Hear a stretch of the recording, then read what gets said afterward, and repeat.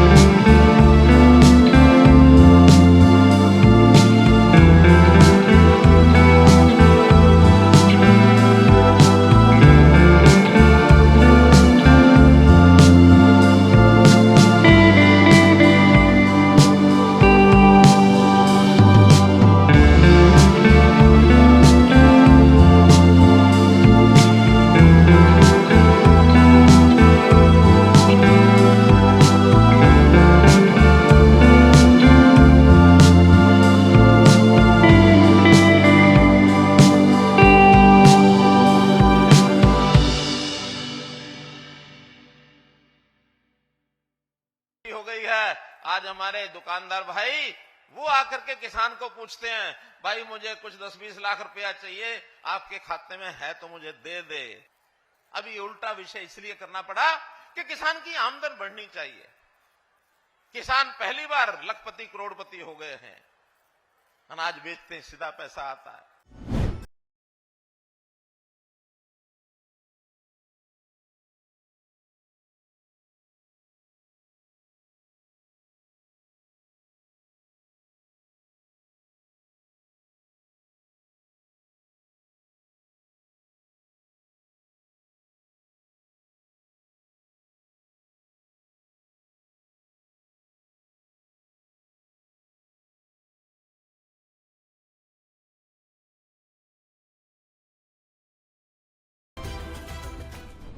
पहले पीठ के ऊपर लेकर के हम मशीन से चलाते रहते थे, फुहारा डालते रहते थे। आज हमारे जेपी दलाल जी ने यत्न करके ये कहा कि ड्रोन उड़ाओ और ड्रोन से और हम जो नैनो यूरिया वहां छिड़केंगे, ये छिड़कने का काम बहुत ज्यादा तो नहीं, लेकिन एक 15% किसान करने लग गए हैं। इसको 15% किसान अब किसी को पीठ के ऊपर अपना डब्बा रख करके और वो पंप नहीं मारने पड़ते। अब तो एक ड्रोन के अंदर दवाई डाल देते हैं और हाथ में कंट्रोल रख करके और ड्रोन चलाया जाता है। और प्रधानमंत्री जी ने कहा कि ये काम तो खेतों में जो हमारी बहनें काम करने लिए जाती है ना, आसानी से उनको थोड़ा सिखा दोगे तो आज तो बच्चे भी उसका कंट्रोल हाथ में रख करके बटन और ड्रोन को चला लेती हैं, हमारी बहनें भी चलाएंगी। तो उसका नाम भी क्या, ड्रोन दीदी। उस ड्रोन का नाम ही रखा ड्रोन दीदी, नमो ड्रोन दीदी तुम्हारी। हाँ, जिसको छोटा हेलीकॉप्टर कहे हैं। अब ये आज के जमाने की चीज है।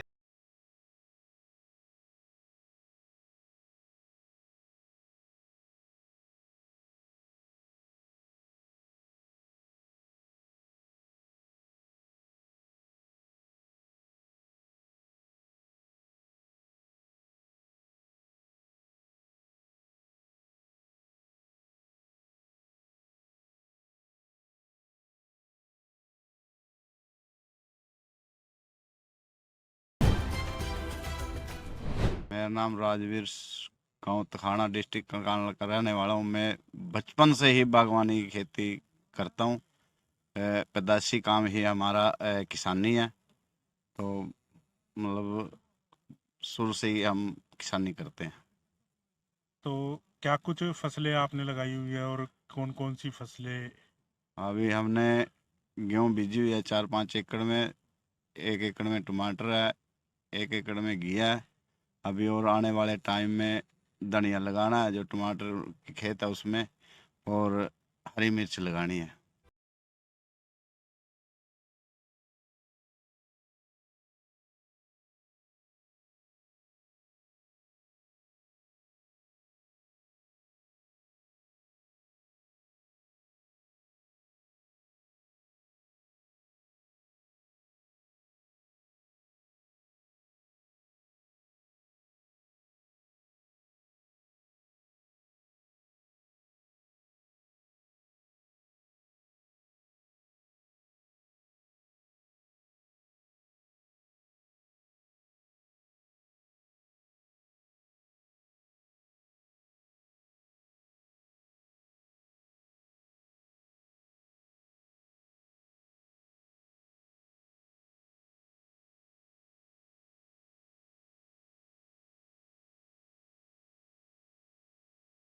सरकार की तरफ से किस किस तरह की सहायता मिलती है बागवानी की खेती करने में? सरकार की तरफ से जैसे ड्रिप है, मल्चिंग है, और भी मतलब जो फुहारा सिस्टम है, सब पर गवर्नमेंट सब्सिडी देती है और उसको हम यूज़ करते हैं। इस बारे हम सरकार का धन्यवाद करते हैं।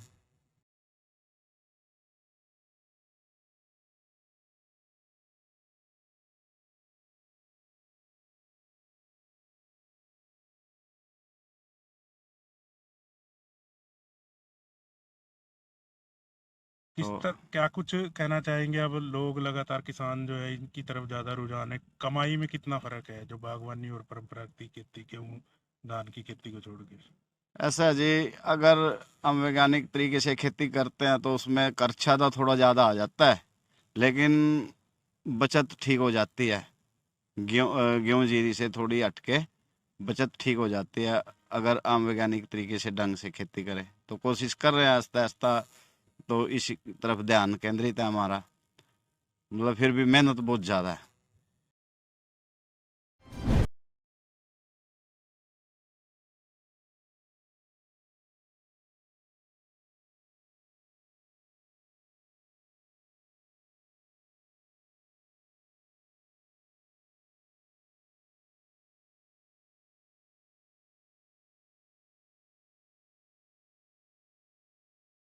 तो कौन कौन सी फसलें लेते हैं आप और कितने एकड़ में खेती करते हैं आप? मैं 7 एकड़ में खेती करता हूँ, और टमाटर, करेला, भिंडी, हरी मिर्च, प्याज, ये हम खेती करते हैं इस चीज़ की। तो ड्रिप वगैरह सिस्टम से और बांसों पे क्या कुछ किस तरह से खेती होती है? मतलब बांसों पे और ड्रिप मतलब लेबर करती है सारा काम, लेबर बिछाती है। कुछ मशीनी वैज्ञानिक तरीके से मतलब मशीन भी काम करती है, तो उसमें ठीक है, कोई दिक्कत नहीं है।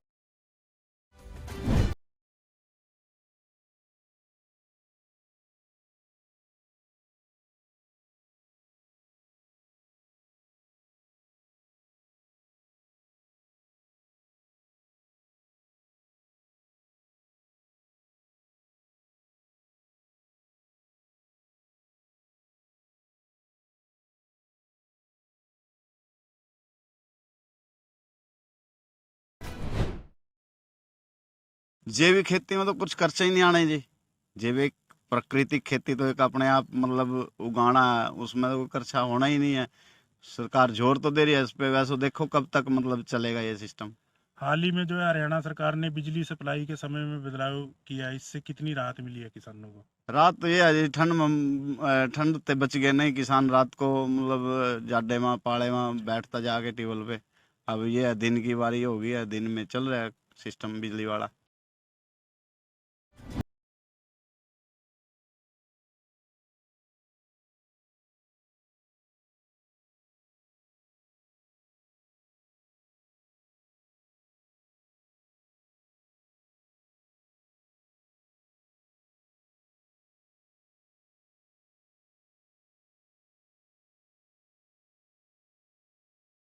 दूसरे किसान भाइयों से क्या अपील करेंगे? दूसरे किसान भाइयों से यही अपील है, सरकार की योजना का जो सरकार है इसकी योजना जो चला रही है इसका लाभ उठाए। परंपरागत खेती के मुकाबले बागवानी कैसे और कितना ज्यादा मुनाफा होता है? देखो बागवानी तो बागवानी है जी, बागवानी तो सही सौदा है किसान के हक में। अगर किसान करे तो बिल्कुल कोई दिक्कत नहीं है इसमें। अगर किसान तरीके से सही जी लगा के करे तो बागवानी तो फायदे का सौदा ही है। वहीं करनाल के जिला उद्यान अधिकारी मदन लाल ने बताया कि मौजूदा समय में बागवानी के तहत बाग लगाने और सब्जियों की खेती करने समेत खेती बाड़ी में तकनीकी का इस्तेमाल करने पर सब्सिडी दी जा रही है। क्या क्या स्कीमें हैं सरकार की और किसान किस तरह से लाभ ले रहे हैं? बागवानी की तरफ किसानों का रुझान इसलिए बढ़ रहा है क्योंकि बागवानी फसलों में काफ़ी मुनाफा है और सरकार की तरफ से जितनी भी कंपोनेंट हैं जो बागवानी में आते हैं उनमें सब में सब्सिडी है। जैसे कोई बाग लगाए तो बाग के लिए सब्सिडी है, सब्जी लगाए सब्जी के लिए सब्सिडी है। सब्जी के साथ जो टेक्नोलॉजी जैसे बेम्बू स्टैकिंग है, मल्चिंग है और ये लो टनल है, इन सब पे सरकार की तरफ से सब्सिडी है। वहीं उन्होंने बताया कि बागवानी विभाग की ओर से मसालों की खेती करने पर भी सब्सिडी दी जा रही है। साथ ही संरक्षित खेती के तहत नेट हाउस, पॉली हाउस लगाने पर भी सब्सिडी का प्रावधान है। इसके अलावा मधुमक्खी पालन और मशरूम का उत्पादन करने पर भी बागवानी विभाग की तरफ से अनुदान राशि दी जाती है। और मसालेदार फसलों में जैसे लहसुन पे 30,000 रुपये प्रति एकड़ सब्सिडी है। दूसरा, कोई प्रोटेक्टेड स्ट्रक्चर में अगर खेती करना चाहे तो सरकार की तरफ से नेट हाउस पे, पॉली हाउस पे, वॉक इन टनल पे, इन सब पे सब्सिडी का प्रावधान है। कोई बिना खेती के जैसे कोई मधुमक्खी पालन का काम करना चाहे, कोई मशरूम प्रोडक्शन का काम करना चाहे तो उन पे भी सब्सिडी है विभाग की तरफ से। जिला उद्यान अधिकारी मदन लाल ने बताया कि हरियाणा सरकार ने किसानों की समस्याओं का समाधान करने के लिए लगभग हर जिले में बागवानी केंद्र बनाए, जहां पर किसान भाई बागवानी की ट्रेनिंग ले सकते हैं, जिससे किसानों को काफी लाभ मिलता है। ट्रेनिंग वगैरह भी दी जाती है संस्थान की तरफ से। जो कम भूमि के किसान हैं, भूमिहीन किसान हैं, तो क्या ट्रेनिंग होती है और ट्रेनिंग लेने के बाद किस तरह से वो लाभ कमाते हैं सर? ट्रेनिंग के लिए मैं आपके माध्यम से किसान भाइयों को बताना चाहूँगा कि सरकार ने किसान की परेशानी को देखते हुए लगभग हर ज़िले में बागवानी के सेंटर बनाए हैं। अगर मैं करनाल की बात करूँ तो करनाल में 2 सेंटर तो हमारे जैसे एक आलू पे और एक सब्जी पे करनाल में बना हुआ है। इसके अलावा करनाल में ही हॉर्टिकल्चर ट्रेनिंग इंस्टीट्यूट भी है। एक और सुविधा दी है सरकार ने, करनाल में ही महाराणा प्रताप हॉर्टिकल्चर यूनिवर्सिटी है, वहाँ पे भी प्रशिक्षण दिया जा रहा है।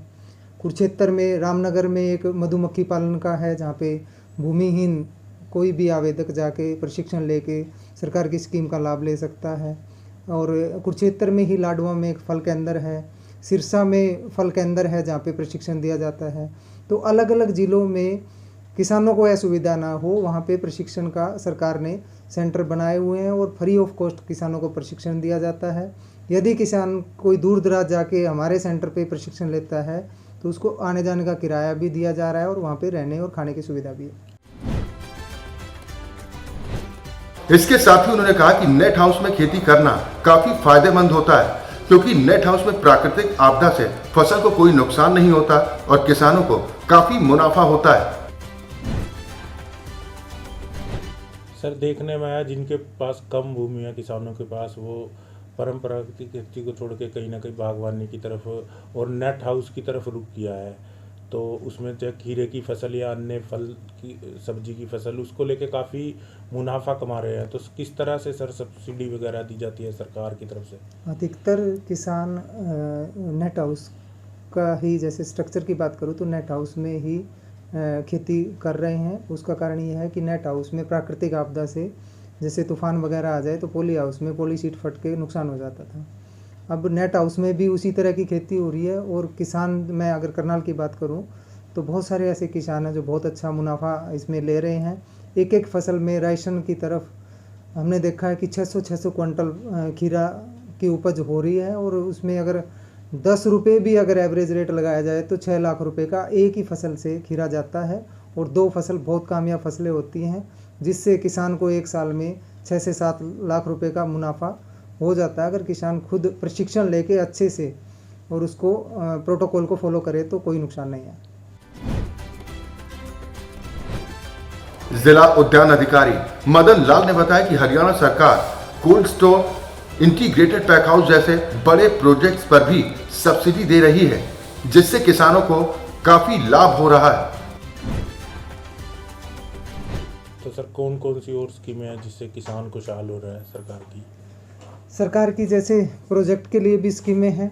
अगर कोई बड़े प्रोजेक्ट लगाना चाहे, जैसे कोल्ड स्टोर है, राइपनिंग चैम्बर है, या कोई और जैसे इंटीग्रेटेड पैक हाउस लगाना चाहे और कोई और जैसे मशरूम प्रोडक्शन यूनिट लगाना चाहे, तो ये बड़े बड़े प्रोजेक्ट पे भी सरकार की तरफ से सब्सिडी का प्रावधान है। और जैसे आलू का आप देख रहे हो कि आलू के किसान रोकने के लिए सुविधा नहीं है उनके पास कोल्ड स्टोर वगैरह की। अगर किसान कोल्ड स्टोर की सुविधा हो तो जब उखड़ाई के टाइम 2 या 3 रुपये किलो आलू बिकता है, वही आलू अगर 1-2 महीना रोक के बेचा जाए तो वो अच्छा मुनाफा ले सकते हैं। और करनाल की बात करूँ तो हमने 3-4 लोगों को कोल्ड स्टोर की सुविधा दी है सरकार की तरफ से। और वहाँ पे जैसे जो कॉन्ट्रैक्ट फार्मिंग किसान कर रहे हैं, वही कंपनियां कॉन्ट्रैक्ट फार्मिंग भी करा रही है और किसान को अच्छे भाव दे रही है आलू का, और वो स्टोर करके यहाँ पे जैसे कंपनियां हैं जो प्रोसेसिंग का काम करती है वो उनको बीज भी देती है और अच्छा एग्रीमेंट करके उनको रेट भी दे रही है। वहीं उन्होंने किसान भाइयों से अपील करते हुए कहा कि बागवानी के तहत कोई भी खेती शुरू करने से पहले ट्रेनिंग लें, क्योंकि बिना ट्रेनिंग के काफ़ी नुकसान हो सकता है, और परंपरागत खेती के बजाय बागवानी को अपनाएं, जिससे आमदनी को कई गुना बढ़ाया जा सकता है। किसानों से सर क्या कहना चाहेंगे? किसानों को मैं यही कहना चाहूँगा कि किसान अपने स्तर पे कोई नई तकनीक को बिना प्रशिक्षण लिए मत अपनाएं, जिससे नुकसान हो सकता है। आप प्रॉपर, हमारे सेंटर हैं, हमारे इंस्टीट्यूट हैं, उनमें प्रशिक्षण लेके ही किसी नई खेती की तरफ आगे बढ़ें, और परंपरागत खेती की बजाय बागवानी में काफ़ी मुनाफा है। आप आगे बढ़ें, हम आपका पूरा सहयोग करेंगे।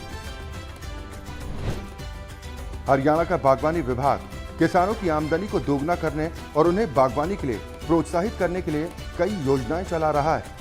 साथ ही बागवानी की फसल को होने वाले नुकसान की भरपाई के लिए भी प्रदेश सरकार की ओर से बागवानी बीमा